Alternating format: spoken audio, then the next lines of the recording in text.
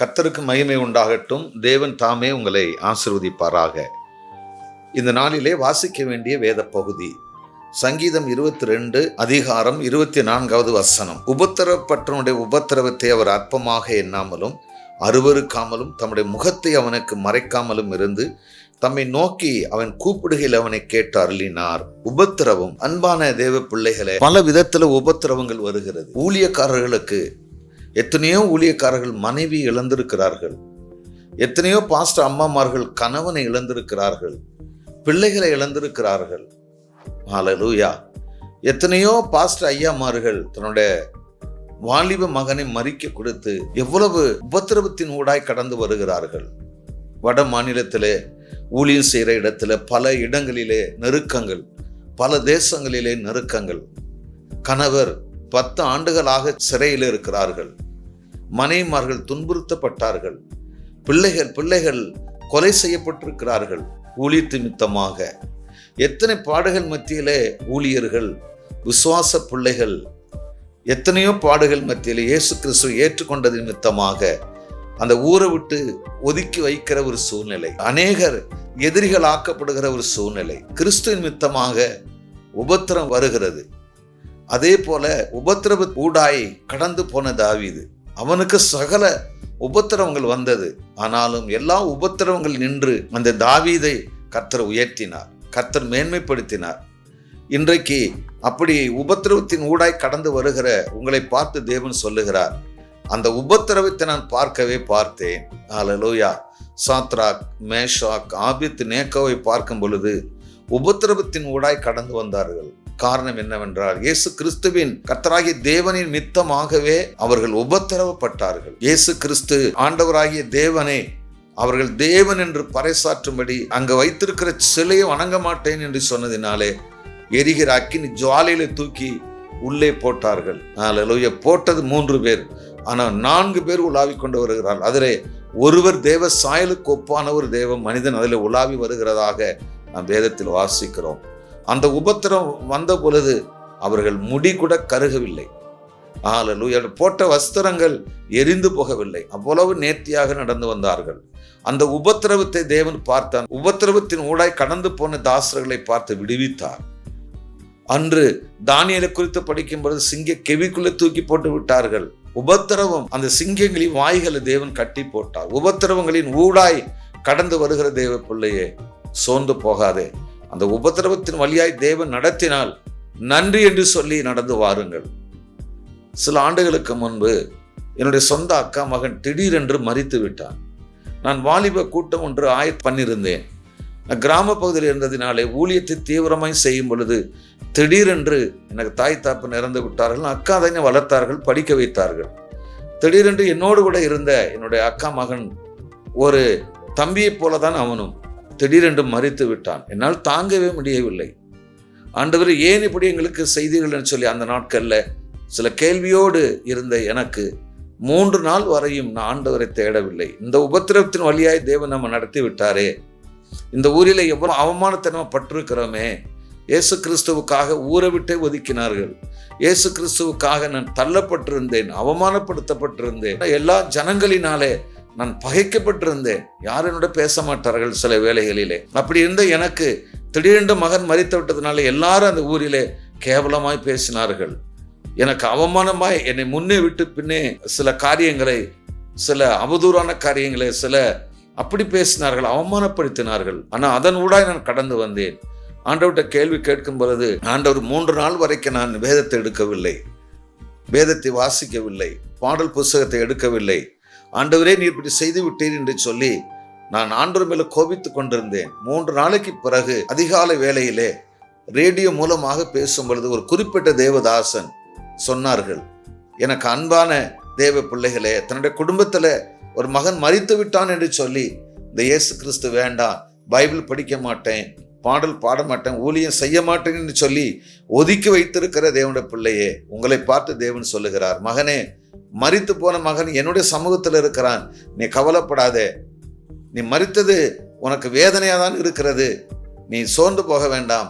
திரும்ப இந்த ஊழியத்தை செய், திரும்ப இந்த வேதத்தை வாசி, திரும்ப பாடல் புஸ்தகத்தை பாடு என்று சொல்லி தேவன் தெளிவாக பேசின பிறகு ஆண்டவர்கிட்ட மன்னிப்பு கேட்டு திரும்பமாக அந்த வேதத்தை எடுத்து திரும்பவும் அந்த ஊழியத்தை செய்ய நான் ஆரம்பித்தேன். அந்த பாடுகள், அந்த உபத்திரம் எனக்கு ரொம்ப துக்கத்தை கொடுத்தது. 1 ஆண்டுகள் மகனை மறக்க முடியவில்லை. கவலையோடு கூட துக்கத்தோடு கூட நானும் கடந்து வந்தேன். இது மாத்திரமல்ல, எத்தனையோ பாடுகள் ஊடாய் தேவன் என்னை கொண்டு வந்திருக்கிறார். ஒரு முறை டெங்கு காய்ச்சல் வந்து உலகமே, இந்தியாவே, தமிழகமே அநேகர் மரித்து கொண்டிருக்கிற அந்த நேரத்தில் என்னுடைய மனைவிக்கு திடீரென்று 3 நாளுக்குள்ள நான் அநேக அப்படிப்பட்ட வியாதி உள்ளவர்களுக்கு ஆஸ்பத்திரிகள் தோறும் சென்று நான் ஜெபித்து வந்து கொண்டிருந்தேன். திடீரென்று மனைவிக்கு ஜுரம் வந்ததினாலே சாதாரண ஜுரம் என்று நினைத்து நான் விட்டுவிட்டேன். 3 நாள் கழித்து சிவியர் ஆகிவிட்டது. உயிருக்கு போராடுற சூழ்நிலை வந்து விட்டது. சரி, என்ன செய்வது என்று சொல்லி இருக்கிற கொஞ்சம் பணத்தை எடுத்துக்கொண்டு ஒரு மருத்துவமனைக்கு சென்றேன். அங்கு சென்ற பொழுது அவர்கள் சொல்லிவிட்டார்கள், டெங்கு காய்ச்சல் உங்களோட மனைவிக்கு வந்திருக்கிறது என்று சொல்லி சொன்னார்கள். நான் இதை பலமுறை சொல்லியிருக்கிறேன் சாட்சியாக. அப்பொழுது அங்கே பணி செய்ததான டாக்டர் சாம்சன் அப்படிங்கிற ஒரு அருமையான ஒரு டாக்டர், தேவனுடைய மனுஷன், ஊழியக்காரர், அவர்கள் என்னிடத்தில் போன் செய்து, அன்பு ஊழியக்காரரே, உன் மனைவிக்கு டெங்கு காய்ச்சல் வந்திருக்கிறது, கவலைப்பட வேண்டாம், நான் ஆஸ்பத்திரி நிர்வாகத்திடம் சொல்லிவிட்டேன், எவ்வளவு செலவு வேணாலும் நாங்கள் பார்த்து கொள்ளுகிறோம், நீங்கள் ட்ரீட்மெண்ட்டை எடுங்கள் என்று சொல்லிவிட்டேன், நீ கலங்காதிருங்கள், கவலைப்படாதீங்கன்னு சொல்லி அந்த டாக்டர் அங்கிள் சொன்னாங்க. நான் உலகமே ஒரு சுத்துற மாதிரி போச்சு. என்ன செய்ய போறேன், கால் முடியாம இருந்து சின்ன பிள்ளைங்களை வச்சிருக்கிறேன், பணமும் கையில இல்லையே, மனைவிக்கு இப்படி ஒன்று ஆயிடுச்சேன்னு சொல்லி நான் துக்கத்தோடு அலைந்து தெரிந்து உண்டு. அந்த ஃபோன் கால் வந்த உடனே எனக்குள்ள ஒரு தைரியத்தை வரவழைத்து கொண்டு அந்த ட்ரீட்மெண்ட்டை தொடங்கும்படி நான் அனுமதித்தேன். அவர்கள் தொடங்கினார்கள். அல்லேலூயா. ஆனால் அநேகர் மரித்த அந்த நேரத்திலும் இரவுலே நான் 2 ஆண்மகனோடு படுத்திருக்கும் போது 12 மணி இருக்கும். பிள்ளைகள் தூங்கி கொண்டிருந்தார்கள். நான் அவர்கள் அருகில் அமர்ந்து கொண்டு நான் ஜெபித்தேன் கண்ணீரோடு. ஆண்டவரே, கால் முடியாத எனக்கு மனைவி மரித்து விட்டால் நான் என்ன செய்வேன்? நான் எப்படி இந்த உலகத்தில் பிழைப்பேன்? எப்படி ஊழியம் செய்வேன்? ஆண்டவரே, என் மனைவி எடுத்து விடாதீர்கள் என்று சொல்லி நான் அழுதது உண்டு. என்னோட அழுகையின் சத்தத்தை கேட்டு என் துக்கத்தை ஆண்டவர் பார்த்து அவர்களை சுகத்தோடு தேவன் கொண்டு வந்தார்கள். இன்றைக்கு அவர்கள் வல்லமையாய் பயன்படுகிற பாத்திரமாய் தேவன் மாற்றியிருக்கிறார். அந்த உபத்திரவத்தின் ஊடாய் கடந்து வரும் பொழுது இருதய வேதனையாய் இருக்கும், கண்ணீர் வரும், துக்கம் வரும், மனசஞ்சலம் வரும். அதை பொறுத்து கொள்ளுங்கள். அந்த ஊடாய் தேவன் உங்களை நடத்தி சென்றால் அந்த உபத்திரத்துக்கு பிறகாக தேவன் ஒரு மகிமையான ஸ்தானத்தை, உயர்வை வைத்திருப்பார் என்று சொல்லி நம்பிக்கையோடு கடந்து வாருங்கள். தேவன் கட்டாயம் உங்களை ஆசீர்வதிப்பார். இன்றைக்கு உபத்திரவத்தின் மத்தியில் கடந்து வருகிற தேவ பிள்ளையே, ஒரு நாள் நீங்க துக்கப்படாதீங்க, ஒரு நாள் நீங்க கவலைப்படாதீங்க. கர்த்தர் பார்த்து கொள்வார். கர்த்தர் நல்லவர். அவர் சொல்றாரு, ஆண்டவர் சொல்றாரு, அந்த அப்படிப்பட்ட உபத்திரவத்தை நான் என்ன செய்ய மாட்டேன், அற்பமா எண்ண மாட்டேன், அருவருக்க மாட்டேன், தம்முடைய முகத்தை அவனுக்கு மறைக்க மாட்டேன். அவன் தம்மை நோக்கி அவன் கூப்பிடுகையில் நான் கேட்டு அருளுவேன்னு சொல்லி தேவன் இடத்துல அப்படி சொல்லியிருக்கிறார்.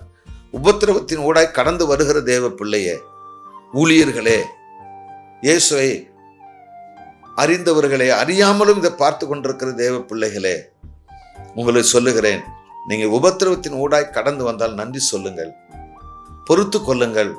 தேவன் எந்த தீமையும் பண்ண விடமாட்டார். எந்த தீமையும் நமக்கு வராது. அந்த உபத்திரவத்தின் ஊடாய் ஏன் நம்மை நடத்துகிறான்னு சொல்லி பார்ப்போமானால் தேவன் நம்மை உருவாக்குகிறார். பயப்படாத சிறு மந்தையே, ராஜ்யத்தை கொடுப்பேங்கிறார். பயப்படாத சிறு பூச்சியேங்கிறார். யாக்கோபு சிறு பூச்சியே, நான் உனக்கு துணை நிற்கிறேன், உன் வலதுகரத்தை பிடிச்சு நான் உனக்கு துணை நிற்கிறேன் என்று சொல்லி தேவன் சொல்லுகிறார். அன்பான தேவ பிள்ளைகளே, அவர் நம்முடைய உபத்திரவத்தின் ஊடாய் வரும் பொழுது அவர் அருவருக்க மாட்டார். தம்முடைய முகத்தை அவனுக்கு மறைக்க மாட்டார். பிதாவாகிய தேவன் தன்னுடைய முகத்தை மறைத்தார். கர்த்தராகிய இயேசு கிறிஸ்து சிலுவையில் தொங்கும் பொழுது, ஏன் என்னை கைவிட்டீர், ஏன் என்னை கைவிட்டீர் என்று சொல்லும் பொழுது அவர் ஒரு நிமிஷம் ஏன் கைவிட்டார் என்று சொல்லி பார்ப்போமானால், இந்த உலகத்தில் 800 கோடி ஜனங்களுக்கு மேலே இருக்கிற ஜனங்கள் எப்படியாவது கிறிஸ்துவை அறிய வேண்டும், இழந்து போன அந்த ஆதாமினுடைய மகிமையை திரும்ப பிந்தின ஆதாமாகிய என்னுடைய பிள்ளையின் ரத்தம் அவர்கள் மீட்டெடுக்க வேண்டும் என்று சொல்லி அப்படி பிதாவாகிய தேவன் தன்னுடைய ஒரே பேரான செல்ல குமாரனை இந்த பூமிக்கு அனுப்பி கொடுத்தார். உயிரை மாய்க்கும்படி, சிலுவையில் ஆண்டவரை மறிக்கும்படி, இரத்தத்தை எல்லாம் பூமியில் சிந்தும்படியான அப்படி ஒரு தன்னுடைய பிள்ளை அனுப்பி அப்படி என் ஜனங்கள் அழியக்கூடாது என்று சொல்லி பிதாவாகிய தேவன் நம்ம மேல அன்பு செலுத்தினார். அன்பான தேவ பிள்ளைகளே, அவருடைய முகத்தை தேவன் மறைக்க மாட்டார். அவருடைய அன்பை உங்களை விட்டு எடுக்க மாட்டார். கிருபைகளை எடுக்க மாட்டார். உபத்திரம் வருகிறதுனாலே தேவன் நம்மளை கைவிட்டு விட்டார் என்று சொல்லி எண்ணிக்கொள்ளாதீங்கள்.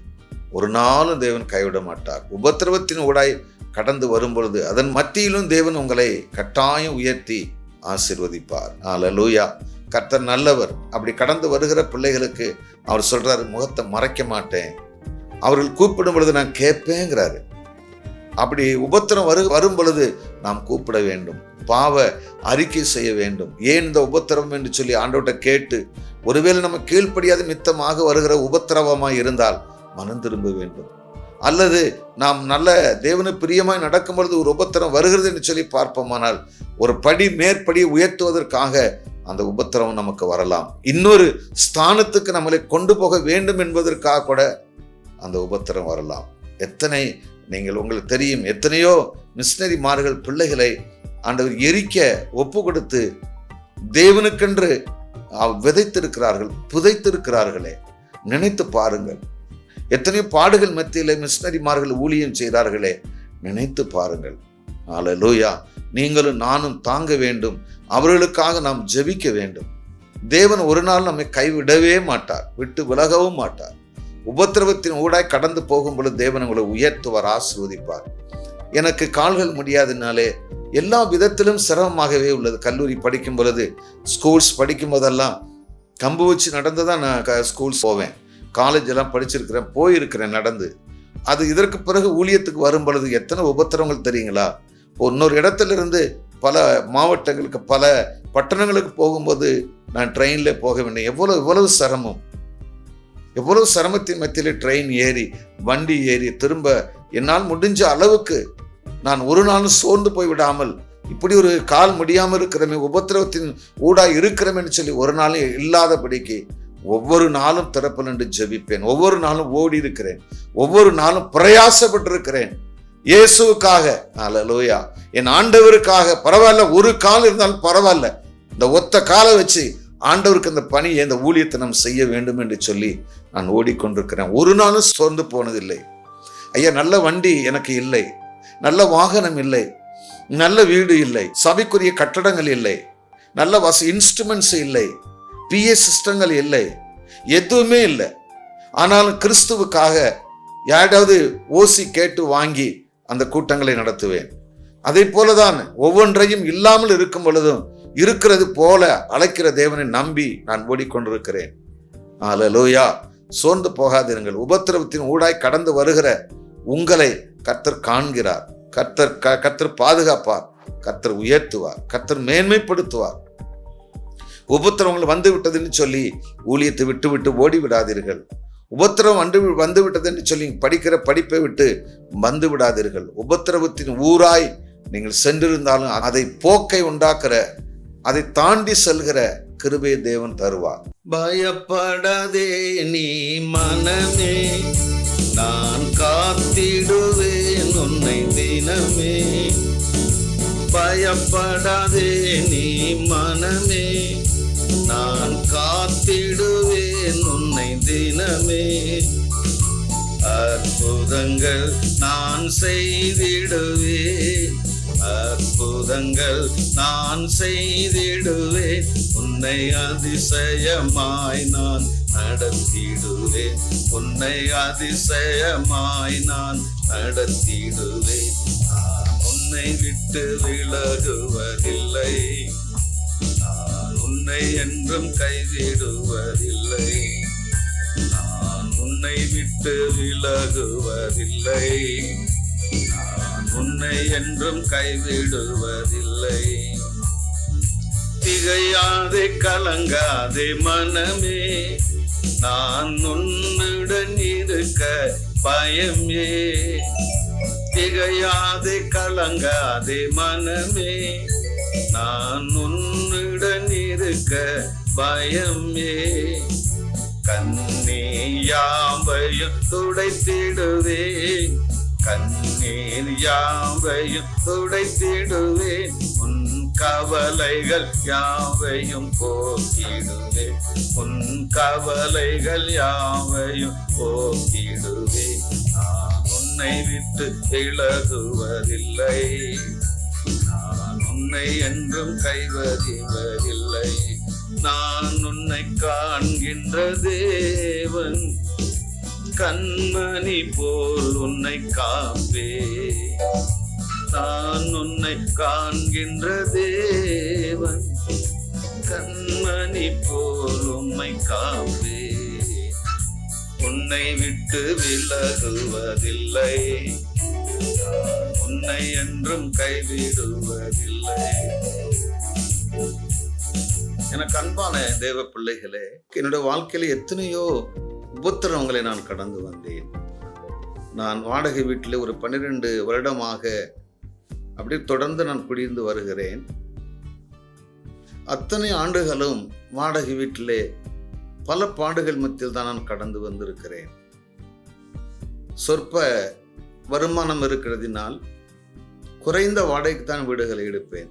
அப்படி எடுக்கும் பொழுது அப்படி சேர்ந்து ஒரு 4-5 வீடுகள் இணைந்திருக்கும். அப்படிப்பட்ட வீடுகள் தான் எடுக்க முடியும் சூழ்நிலை வந்தது. ஒரு தனி வீட்டை எடுத்து ஒரு 10,000 கொடுப்போம், 5,000 கொடுக்க வாடகை கொடுத்து வீடு இருப்போம் என்று சொல்லி இந்த நாள் வரை என்னால் முடியவில்லை. ஆனால் கிறிஸ்துவுக்காக நான் வைராக்கியத்தோடு ஓடிக்கொண்டிருக்கிறேன். தேவன் அவருக்காக செய்கிற ஊழியத்தை தேவன் கண்ணோக்கி பார்த்து ஏற்ற காலம் வரும் பொழுது தாவீதுக்கு வீட்டை கட்டி கொடுத்த தேவன் எனக்கு கொடுப்பார் என்று சொல்லி நம்பிக்கையோடு நான் செயல்பட்டு கொண்டிருக்கிறேன். அப்போ வீடுகள் அப்படி வழியில் வரும் பொழுது எவ்வளவு உபத்திரவங்கள், வாடகை கொடுக்க முடியாம, கரண்ட் பில்லு கட்ட முடியாம, வண்டியை உள்ள நிறுத்த முடியாம, அந்த ஓனருக்கு பயந்து, பிள்ளைகள் ஃப்ரீயா விளையாட முடியாம பயந்து நடுங்கி, ஒரு சத்தம் போட்டு ஜெபிக்க முடியாம, பாடல் பாட முடியாம, அவ்வளவு நெருக்கத்துல நான் கடந்து வந்து கொண்டிருக்கிறேன். உபத்திரவ காலம் உண்டுதான். ஆனா உபத்திரவத்தின் காலத்துல தேவன் என்ன பண்ணுவார்? ஒரு மகிழ்ச்சியான ஆண்டுக்குள்ளாக நம்மை கூட்டி செல்வார். எத்தனையோ பாடுகள் இன்னைக்கு என்னை விலக்கி வைத்திருக்கிறார் தேவன். தேவன் உயர்த்தி வைத்திருக்கிறார், மேன்மைப்படுத்தி வைத்திருக்கிறார். அவரே சாரும் பொழுது நாம் ஒரு நாளும் வெட்கப்பட்டு போக விட மாட்டார். தேவன் கட்டாயம் நம்முடைய ஜெபங்களை கேட்டு பதில் கொடுக்க அவர் வல்லவராய் இருக்கிறார். ஒரு நாளும் வெட்கப்படுத்தவே மாட்டார். அதனால வருகிற உபத்திரவங்களை பார்த்து சோர்ந்து போகாதீங்க. உபத்திரவங்களை பார்த்து ஆண்டவரை விட்டு விலகிறாதீங்க. இன்னைக்கு அநேகர் சில உபத்திரவங்கள் மூலமாக ஆண்டவர் விட்டு விலகி இருக்கிறார்கள். என் தேவன் அதை கொடுக்கவில்லை, இதை கொடுக்கவில்லை என்று சொல்லி ஓடிவிட்டார்கள். என்ன செய்தாலும் நான் தேவ பாதப்படியில் அமர்ந்திருப்பேன், தேவனுடைய பாதத்தில் நான் பற்றி பிடித்து கொள்ளுவேன் என்று சொல்லி அந்த உறுதியை நாம் எடுத்துக்கொள்ள வேண்டும். உறுதி வேண்டும். அந்த உறுதிதான் தேவன் பெரிய காரியங்களை செய்யும். ஆரம்ப நாட்களில், விடுமுறை நாட்களில் சிறு பிள்ளைகளுக்கு வேண்டிய ஒரு ஊழியத்தை செய்ய வேண்டும் என்று சொல்லி நாங்கள் 4 பேரும் ஒரே ஒரு 3 கால் வண்டியில, ஸ்கூட்டி என்று சொல்ல அந்த வண்டியில நாங்கள் பயணித்து சென்று கொண்டிருந்த பொழுது கையில் இருந்தது வெறும் 20 ரூபீஸ் தான் இருந்தது. அப்பொழுது திடீரென்று என்னோட லெஃப்ட் வீல் ஒடிந்து விட்டது. ஒடிந்து விட்ட உடனே வண்டி ரோட்லேருந்து கீழே இறக்கி நாங்கள் 4 பேரும் அப்படியே நின்றுகிட்டு இருக்கிறோம். ஒன்றுமே புரியலை. 15 கிலோமீட்டர் போகணும். பெட்ரோல் 1/4 லிட்டர் தான் இருக்கு. கையில் 20 ரூபாய் தான் இருக்கு. சிறு பிள்ளையை அழைச்சிட்டு போகிறோம். காலை சாப்பாடு இல்லை. 7:30 மணிக்கெல்லாம் வண்டி ஒடிஞ்சிருச்சு. அப்போ நின்று கொண்டு அது ரோட்டில் நிற்கிற எங்களுக்கு ஆதரவு கொடுப்பதற்கூட ஆட்கள் இல்லை. என்ன அப்படி நிற்கிறீங்க கேட்கக்கூட ஆள் இல்லை. அப்படி தடுமாறி நாங்கள் நிற்கும் பொழுது 4 பேரும் இந்த ரோட்டு ஓரத்தில் நின்று அண்ணாந்து பார்த்து தேவனுடைய முகத்தை நோக்கி பார்த்தோம். ஆண்டவரே, இருந்த ஒரு வண்டியும் ஒடிந்து விட்டதே. அங்கே கிராமத்திலே 90 பிள்ளைகள் காத்திருக்கிறார்களே. 9 மணிக்கு நாங்கள் கூட்டத்தை அந்த VBS ஆரம்பிக்க வேண்டுமே, என்ன செய்வேன் என்று சொல்லி கண்ணீரோடு நிற்கும் பொழுது அப்படியே அந்த வண்டி மெதுவாக அவர்கள் பிடித்து கொண்டு ஒரு 1/2 கிலோமீட்டர் வண்டியை தள்ளி கொண்டே போனோம். அப்படி போகும் பொழுது 7:30 மணிக்கு ஒரு மெக்கானிக், ரோட்டு ஓரத்தில் ஒரு மெக்கானிக் இருந்தாங்க. அவங்க என்னன்னு கேட்டாங்க. வண்டி மாதிரி ஒடிஞ்சிருச்சு அப்படின்னு சொன்ன உடனே பேரிங் போயிடுச்சு, பேரிங் நான் போட்டு தரேன் அப்படின்னு சொல்லி அந்த ஐயா சொன்னாங்க. அப்போ என்னுடைய அக்கௌண்ட்டில் போய் ஏதாவது இருக்கான்னு பார்த்தா அதில் 0வில் இருக்குது அக்கௌண்ட்டு. சரி, இன்னொரு அக்கௌண்ட்டை அதுவும் 0வில் இருந்தது. அப்போ மனைவிட சொன்னேன். சிறு மகன் சொல்லுகிறேன், அப்பா எனக்கு ரொம்ப பசிக்குதுன்னு சொல்கிறேன். 20 ரூபா தான் பணமே இருக்குது. அப்போ அந்த பணத்தை அந்த பிள்ளைய பஸ்ஸில் ஏற்றி என்னுடைய மனைவியும் பிள்ளையும் போய் வீட்டில் ஏதாவது தேடி பாருங்கள், ஏதாவது எடுத்துக்கொண்டு வாருங்கள் என்று சொல்லி அனுப்பியிருந்தேன். இவர்கள் போய் அப்படியே தேடி சில்லற காசெல்லாம் பொறுக்கி ரெடி பண்ணி ஒரு கொஞ்சம் ரூபாய், ஒரு 100 ரூபாய்க்குள்ள வந்துருக்கு. அதை எடுத்துக்கிட்டு திரும்ப பஸ் ஏறி வரணும். நான் அந்த மெக்கானிக்கில் வண்டியை கொடுத்துட்டு அவங்க ரிப்பேர் பண்ணுறதை பார்த்து கொண்டு இருந்தேன். அப்பொழுது அவர் ரிப்பேர் பண்ணி முடித்த உடனே, தம்பி இது முதலாவது போனி, இந்த முதல் வேலை செஞ்சதுனால நீங்கள் பணம் கொடுத்தா எடுத்துகிட்டு போகணும்னு சொல்லிட்டார். நான் சொன்னேன், ஐயா பணம் கொஞ்சம் கூட இல்லை, மனைவி வீட்டுக்கு அனுப்பியிருக்கிறேன், வந்தால் தான் பணம், வண்டியை கொடுங்க, நாங்கள் சாயங்காலம் வரும்போது உங்களுக்கு அந்த பணத்தை திரும்ப கொடுத்துட்றோன்னு சொல்லி சொன்னேன். இல்லை நீங்கள் எனக்கு கட்டாயம் வண்டி இல்லைன்னா வண்டி தர மாட்டேன் அப்படிங்கிற மாதிரி பேசிட்டாங்க. அப்புறம் தேவ கிருபையினாலே கொஞ்சம் பணத்தை ரெடி பண்ணி அப்படி வருகிற நேரத்தில் மெக்கானிக் ஷெட்டில் அமர்ந்திருந்து அப்படியே கண்ணீரோடு இருக்கும் பொழுது ஒரு ஃபோன் கால் வந்தது. கோயம்புத்தூர்லேருந்து அருமையான தம்பி டேனியல், என்னுடைய அன்பு சகோதரன் தம்பி, அவர்கள் ஃபோன் செய்தான்னு, இரவெல்லாம் உங்கள் பேரையே தேவன் சொல்லி கொண்டே இருந்தாருங்கண்ணே, இப்போ தான் நான் எழுந்திருச்சேன், உங்களுக்கு ஏதோ உங்களுக்கு கொஞ்சம் பணம் அனுப்ப சொன்னார் ஆண்டவன்னு சொல்லி அந்த தம்பி சொன்னாங்க. அப்படியே தம்பி, சரி தம்பி கர்த்தர் நல்லவன்னு சொல்லிட்டு உடனே அனுப்பிட்டாங்க. அனுப்பின உடனே சாட்சியை சொன்னேன், தம்பி இந்த மாதிரி எங்கள் நிலைமை 1 மணி நேரமாக நாங்கள் போராடி கொண்டிருக்கிறோம், பணம் இல்லாமல், பழைய வண்டி ஒடிஞ்சதுனால எங்களால் மூவ் பண்ண முடியலன்னு சொல்லி நான் கண்ணீரோடு இருக்கிறேன் தம்பின்னு சொன்ன உடனே, நான் உடனே அனுப்பிவிடுறேன்னு சொல்லி அந்த மகனை அனுப்பிவிட்ட பிறகு அந்த பணத்தை எடுத்து கொடுத்து விட்டு வண்டி எடுத்து கொண்டு போனோம். எத்தனை உபத்திரவங்கள்! இது மாத்திரமல்ல, விடிய சொல்லலாம் உபத்திரவங்கள், எத்தனை உபத்திரவங்கள் தெரியுங்களா? இந்த இயேசு கிறிஸ்து வேண்டாம் நாங்கள் விட்டுட்டு போகிற சூழ்நிலை எங்களுக்கு வந்தது. எத்தனையோ வறுமைகள் வந்தது. யாரிடத்தில் கேட்க முடியும்? யாரிடத்தில் சொல்ல முடியும்? தேவனுடைய அழைப்பை ஏற்று வந்திருக்கிற எனக்கு எப்படி மனிதனிடம் உதவி கேட்க முடியும்? கேட்பதற்கு கூச்சப்படுகிறவன், என்ன செய்வேன் என்று சொல்லி எத்தனையோ முறை நான் புலம்பினது உண்டு. ஆனால் ஒரு நாள் என்னை தேவன் என்னை வெக்கப்படுத்த விடலை. நாங்கள் 10 மணி கடந்து சென்றாலும் அங்கே ஏறக்குறைய 90 பிள்ளைகள் வந்திருந்தார்கள். அந்த ஊழியத்தை நிறைவேற்றும்படி தேவன் கிருபை கொடுத்தார். ஹல்லேலூயா. இன்னொரு சாட்சியை கூட உங்கள் மத்தியில் சொல்லுகிறேன். ஆரம்ப நாட்களில் மத்தியானம் சாப்பிடுவதற்கு அரிசி இல்லை. அப்போ ரேஷன் கடைக்கு போய் ஒரு 50 ரூபா கொடுத்து ரேஷனில் ஏதாச்சும் அரிசி வாங்கிட்டு வரலான்னு சொல்லி ஒரு கடைக்கு போனால் என்னை ஒரு நாயை விரட்டுறது மாதிரி கேவலமாக பேசி திட்டி அனுப்பிட்டாங்க. நான் அந்த 3 கால் வண்டியை ஓட்டி கொண்டு, சிறு மகன், மூத்த மகன் 2 வயது இருக்கும், அவன் பசியாக இருக்கிறான், மணி 11 ஆகிவிட்டதே, பிள்ளைக்கு பசிக்குமே, அரிசி இல்லை என்று சொல்லி அந்த காம்பவுண்டு ஓரமாக நின்று கொண்டு நான் அழுது கொண்டிருந்த பொழுது ஒரு சகோதரி எனக்கு பின்பாக வந்து நின்று தன்னுடைய சைக்கிள் இருந்த பெல்லை அழுத்தினார்கள். திரும்பி பார்த்த பொழுது நான் கண்ணீரோடு இருதை பார்த்து ஒரு கரத்தை பிடித்து, ஏன் அழுகிறீர்கள் என்று சொல்லி அந்த சகோதரன் கேட்டார்கள். சமைப்பதற்கு அரிசி இல்லை, அதான் நின்று கொண்டிருக்கிறேன் சொல்லி சொன்ன உடனே, நீங்கள் உடனே வீட்டுக்கு போங்க, நான் அரிசியை கொண்டு வருகிறேன் என்று சொல்லி அந்த சகோதரன் அரிசியை கொண்டு வந்தார். அது மாதிரி பல பாடுகளில், பல கஷ்டத்தில் இந்த ஊழியத்தை செய்திருக்கிறோம். ஆனால் இம்மட்டும் நாங்கள் தேவனுக்காக ஓடுறோம்.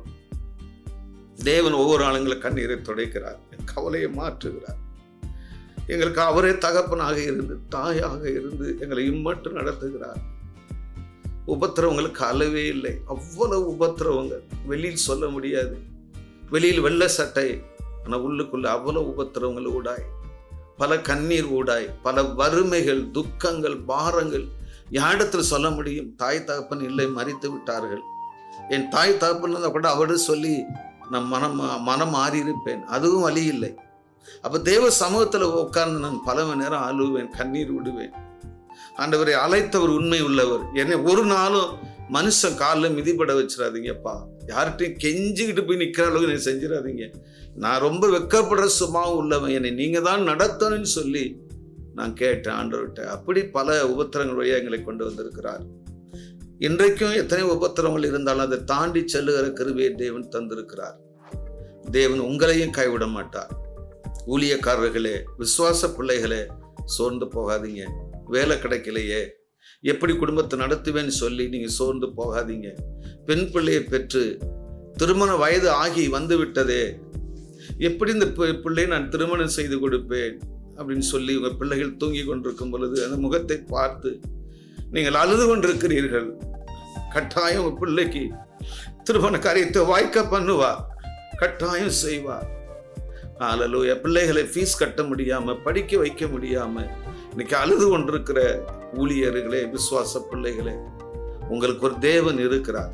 உங்களை தேவன் கைவிடவே மாட்டார். உங்களை வெக்கத்துக்கு ஊடாய் நடத்த மாட்டார். நீங்கள் முன்னேறி செல்வீர்கள். நீங்க படிச்சுட்டு நிறைய பட்டங்களை பெற்று வேலை கிடைக்காமல் கூலி வேலைக்கு, விவசாய வேலைக்கு செய்து கொண்டிருக்கிறீர்கள். சில நேரங்களில் சில பட்டதாரிகளுக்கு வேலை கூட கிடைக்கவில்லை, குடும்பத்தை நடத்த முடியவில்லை என்று சொல்லி நீங்கள் உங்களோட மனைவி, சகோதரிகளும் கண்ணீரோடு இருக்கிறீர்கள். இந்த வருடத்தில் உங்களுக்கு அரசாங்க வேலையை தேவன் கொடுப்பார். தேவன் கட்டாயம் ஒருவரையும் ஒருவனே சும்மா விடமாட்டார். உயர்த்தி வைத்து அழகு பார்ப்பார், மேன்மைப்படுத்துவார். என்னை உயர்த்தினவர், என்னை ஆசீர்வதிக்கிறவர் உங்களையும் ஆசீர்வதிப்பார். நான் உங்களுக்காக ஒரு ஜெபத்தை ஏறெடுக்கிறேன். எங்களை நேசிக்கிற நல்ல பிதாவே, உம்மை துதிக்கிறோம் அப்பா, ஸ்தோத்திரிக்கிறோம். இந்த நாளை கொடுத்ததற்கு நன்றி அப்பா. நான் எத்தனையோ உபத்திரவங்களோடாய் கடந்து வந்தேன். என்னுடைய கண்ணீரை துடைத்தவர் இந்த டிவி நிகழ்ச்சியை பார்க்கிற, கண்ணீர் விட்டு கொண்டிருக்கிற ஒவ்வொரு சகோதரருடைய கண்ணீரையும், சகோதரியுடைய கண்ணீரையும் தொடச்சிருங்கப்பா. வீடு இல்லை என்று சொல்லி கண்ணீர் விடுகிற தேவ பிள்ளைகளுக்கு வீடு வாசலை ஏற்படுத்துங்க. சபைக்கு இடம் இல்லையே, சபை கட்ட முடியவில்லையே, வண்டி இல்லையே, வாகனம் இல்லையே, வசதி இல்லையே, வேலை கிடைக்கவில்லை என்று சொல்லி அழுது கொண்டிருக்கிற பிள்ளைகளுக்கு வேலை வாய்ப்புகளை ஏற்படுத்துங்கப்பா. குடித்து விட்டு கணவர் வந்து கொடுமைப்படுத்துகிறாரே என்று சொல்லி சில பெண்கள் நாம் மரித்து விடுவோம், பிள்ளைகளும் நாங்களும் எப்படியாவது மரித்து விடலாம் என்று சொல்லி எண்ணத்தோடு இருக்கிறீர்கள். வேண்டாம். உங்களை தேவன் நேசிக்கிறார், உங்களை போஷிப்பார். என் அன்பு தகப்பனே, கண்ணீரோடு போற, கண்ணீரோடு இருக்கின்ற ஒவ்வொரு பிள்ளைகளையும் கண்ணோக்கி பார்த்து அவர்கள் ஆசீர்வதியும். உங்களோட கரத்துல ஒப்பு கொடுக்கிறேன், மேன்மைப்படுத்தும். இந்த உபத்திரவம் எங்க வாழ்க்கையில மேற்படிக்கு கொண்டு செல்வதற்கான வாசல் திறக்கிறது. இந்த உபத்திரத்தின் ஊடாய் நாங்கள் கடந்து வந்தாலும் என் தேவன் எங்களை தூக்கி எடுப்பி, ஆண்டவரே, உபத்திரவத்தின் வழியாய் கடந்து வந்த தாவீதை ராஜாவோட சிங்காசனத்தில் அமர வைத்து அவனை ராஜாவாக உயர்த்தி வைத்த அன்பு தெய்வம், எங்களையும் உயர்த்துவீர் என்று சொல்லி நம்பிக்கையோடு ஓடுகிறோம். காத்துக்கொள்ளுங்க, வழிநடத்துங்க, ஆசீர்வதிங்க. இயேசுவின் நாமத்தில் ஜெபிக்கிறோம் பிதாவே. ஆமென்.